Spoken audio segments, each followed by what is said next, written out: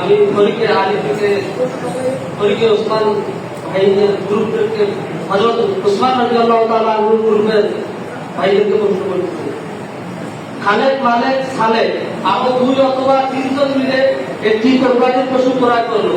পশুটি যখন ক্রয় করলো তখন তারা ভালোভাবে দেখে শুনে ক্রয় করেছে, কোনো প্রকারের দোষ ত্রুটি ছিল না এবং কোনো খুঁতো ছিল না। পশুটি ক্রয় করে বাসায় নিয়ে আসলো, এরপর 2-1 দিন বাসায় ছিল। তারপর যখন ঈদের দিন চলে আসলো, কোরবানির পশুটি জবাই করার জন্য নিয়ে গেল এবং জবাই করার জন্য পশুটি মাটিতে শোয়ালো। এরপর পশুটি শোয়ানোর পর তারা দেখতে পেল যে তার মধ্যে এমন খুঁত রয়েছে যে খুঁত দ্বারা কোরবানি জায়েজ নেই, এমন পশু দ্বারা কোরবানি সহিহ হয় না। এখন তাদের করণীয় কি এবং পশুটির হুকুম কি? এখন ওই পশু দ্বারা কোরবানি সহিহ হবে কি না? খালেক মালেক সালেক আরো 2 অথবা 3 জন মিলে একটি কোরবানির পশু ক্রয় করলো। পশুটি যখন ক্রয় করলো তখন তারা ভালোভাবে দেখে শুনে ক্রয় করেছে, কোনো প্রকার দুষ্কৃতি নাই পশুটির মধ্যে। পশুটি ক্রয় করে বাসায় নিয়ে আসলো, এরপর 2-1 দিন বাসায় ছিল ঈদের আগে, কোরবানির আগে। 2-1 দিন বাসায় থাকার পর যখন ঈদের দিন চলে আসলো, কোরবানির পশুটি জবাই করার জন্য নিয়ে গেল এবং জবাই করার জন্য পশুটি যখন মাটিতে শোয়ালো, এরপর পশুটি শোয়ানোর পর দেখলো এমন একটা খুঁত যে খুঁতের দ্বারা খুঁতের কারণে কোরবানি সহিহ হয় না। এখন ওই পশুটি দ্বারা কোরবানি সহিহ হয় না, এখন তাদের করণীয় কি এবং পশুটির হুকুম কি? এখন কি ওই পশু দ্বারা কোরবানি সহিহ হবে কি না?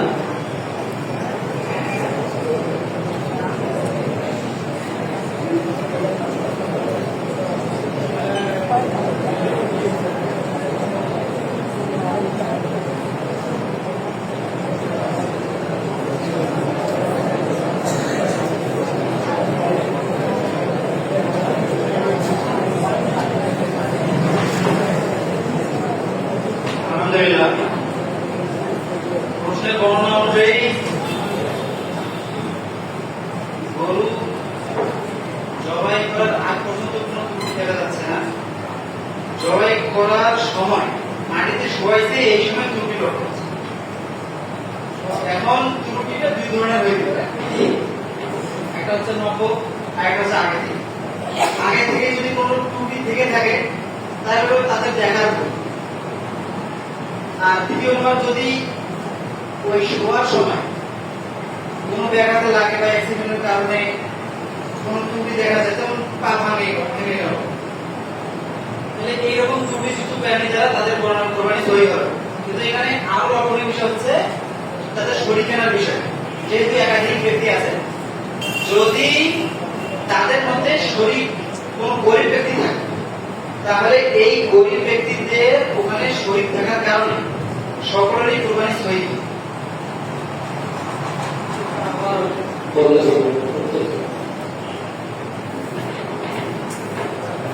এখানে যখন তারা কোরবানি করার জন্য পশুটা শোয়াইছে, যদি ত্রুটি আগে থেকেই থেকে থাকে তাহলে তো সেটা পশু এখন চেঞ্জ করার সময় আছে, 11 তারিখ আছে, 12 তারিখ আছে। কিন্তু যদি সেটা শোয়ার সময় ওই মুহূর্তেই ক্ষতি হয়, সেটা ত্রুটি হিসেবে ধর্তব্য হবে। তাহলে যদি অংশীদাররা সবাই ধনী হয় তাহলে তো কোরবানি হবে না। কিন্তু যদি অংশীদারের মধ্যে গরিব থাকে কেউ, এই গরিবের সঙ্গে ধনীরাও শরীক হওয়ার কারণে তাও গরিবের অন্তর্ভুক্ত হবে এবং ওই নখসৃষ্ট ত্রুটিতে সবাই কোরবানি সহিহ। তার মানে ধনী হতে ওদেরকে গরু আঘাত করতে হবে যদি ত্রুটিটা আগে থেকে হয়।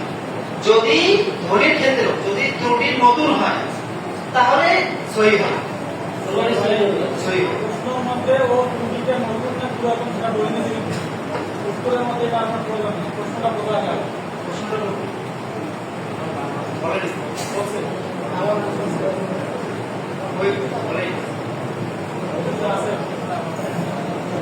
বলে খালেক মালেক সালেক আরো 2 অথবা 3 জন মিলে একটি কোরবানির পশু ক্রয় করলো। পশুটি যখন ক্রয় করলো তখন তারা ভালোভাবে দেখে শুনে ক্রয় করেছে, কোনো প্রকারের দোষ ত্রুটি ছিল না এবং কোনো খুঁতো ছিল না। পশুটি ক্রয় করে যখন বাসায় নিয়ে আসলো, বাসায় নিয়ে আসার পর 2-3 দিন রাখছে, রাখার পর যখন ঈদের দিন চলে আসলো, ঈদের দিন আসার পর কোরবানির পশুটা জবাই করার জন্য নিয়ে গেল।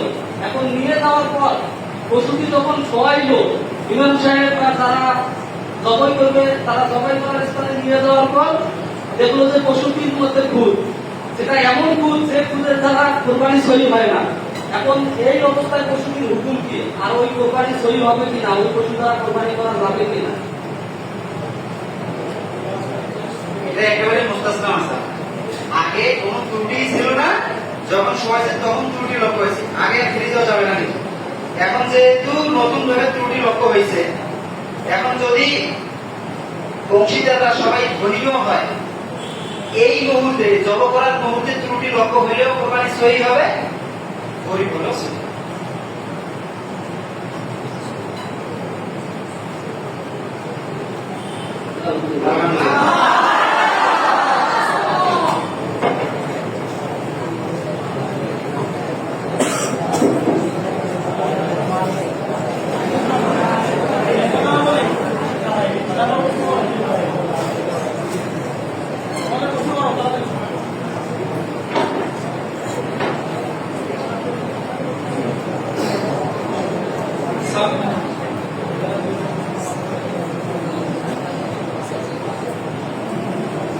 আসসালামু আলাইকুম।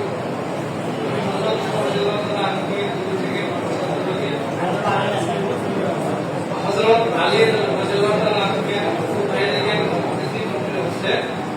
কোন ব্যক্তির কাছে 1 লক্ষ টাকা আছে, কিন্তু তার হাউজিং লোন আছে 15 লক্ষ টাকা, এমন ব্যক্তির উপর কি কোরবানি ওয়াজিব হবে এবং হওয়া না হওয়ার মূল উৎস কি, মূল উসুল কি? প্রশ্নটা আমার মতো। কোন ব্যক্তির কাছে 1 লক্ষ টাকা আছে, কিন্তু তার হাউজিং লোন আছে 15 লক্ষ টাকা, এমন ব্যক্তির উপর কি কোরবানি ওয়াজিব হবে এবং হওয়া না হওয়ার মূল উসুল কি? প্রশ্নটা আমার স্পষ্ট করে বলো।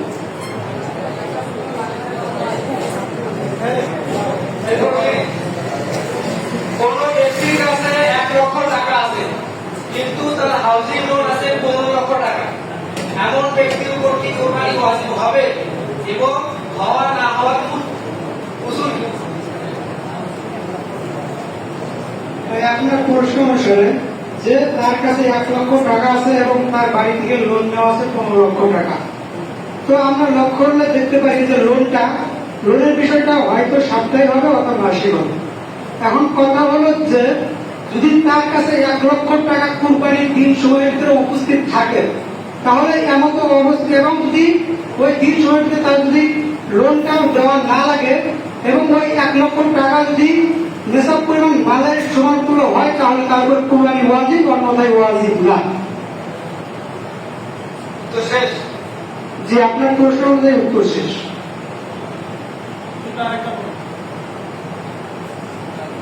যে আপনার প্রশ্ন ছিল যে একজন লোকের কাছে 1 লক্ষ টাকা আছে এবং তার বাড়ি বাবদ 15 লক্ষ টাকা লোন নেওয়া আছে, যে লোনের বিষয়টা, এটা লোনের বিষয়টা হয়তো মাসিক লোনটা দেওয়া লাগে অথবা সাপ্তাহিক দেওয়া লাগে। এখন যদি মাসিক ধরেন অথবা সাপ্তাহিক ধরেন, যেটাই ধরেন, যদি তার কোরবানির দিন সময়ের ভিতরে এবং লোনটা দেওয়া না লাগে এবং তার কাছে যদি 1 লক্ষ টাকা উপস্থিত থাকে এবং ওই 1 লক্ষ টাকা যদি নেশাব পরিমাণ হয়, তাহলে তার উপরে কোরবানি ওয়াজিব, অন্যথায় কোরবানি ওয়াজিব হবে না। তো শেষ। হ্যাঁ, আপনার প্রশ্ন অনুযায়ী উত্তর শেষ।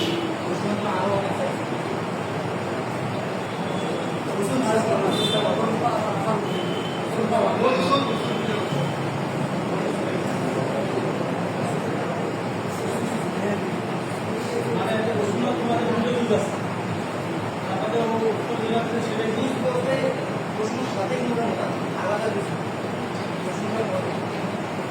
কোন ব্যক্তির কাছে 1 লক্ষ টাকা আছে, কিন্তু তার হাউজিং লোন আছে 15 লক্ষ টাকা, এমন ব্যক্তির উপর কি কোরবানি ওয়াজিব হবে এবং হওয়া না হওয়ার মূল উসুল কি?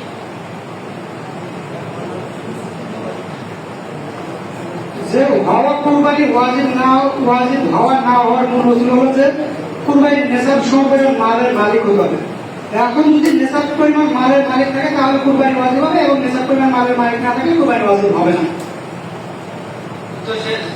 হ্যাঁ, শেষ।